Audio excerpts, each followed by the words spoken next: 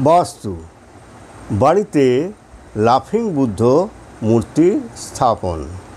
নমস্কার বন্ধুগণ, আশা করি ঈশ্বরের কৃপায় আপনারা সবাই ভালোই আছেন।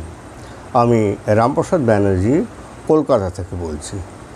আজ আমি বাড়িতে লাফিং বুদ্ধের মূর্তি স্থাপনের ব্যাপারে আলোচনা করব। বাস্তু অনুসারে বাড়িতে লাফিং বুদ্ধ মূর্তি স্থাপনে শান্তি, সমৃদ্ধি ও ইতিবাচক শক্তি নিয়ে আসে।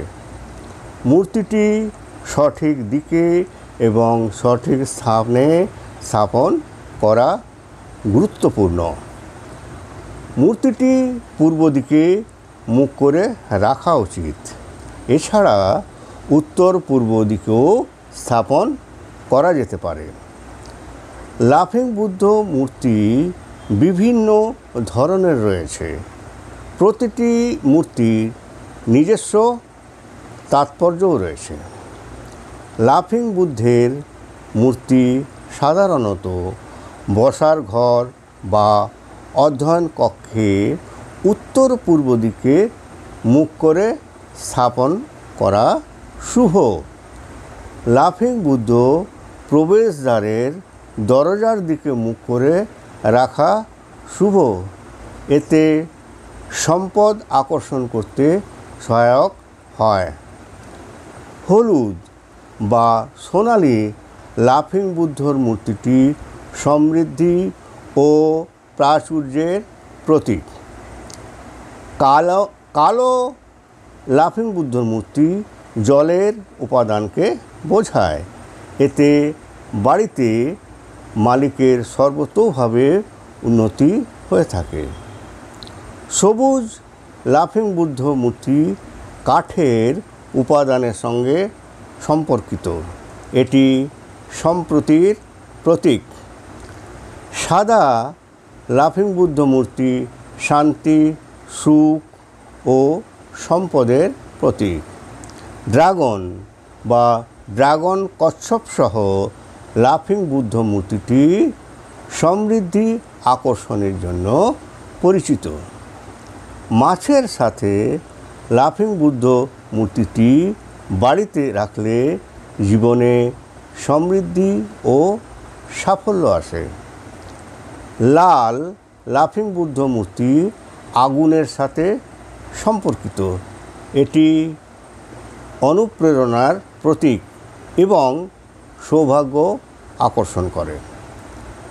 হাতির উপর বসে থাকা লাফিং বুদ্ধ সৌভাগ্য, সমৃদ্ধি এবং আনন্দময় শক্তির প্রতীক।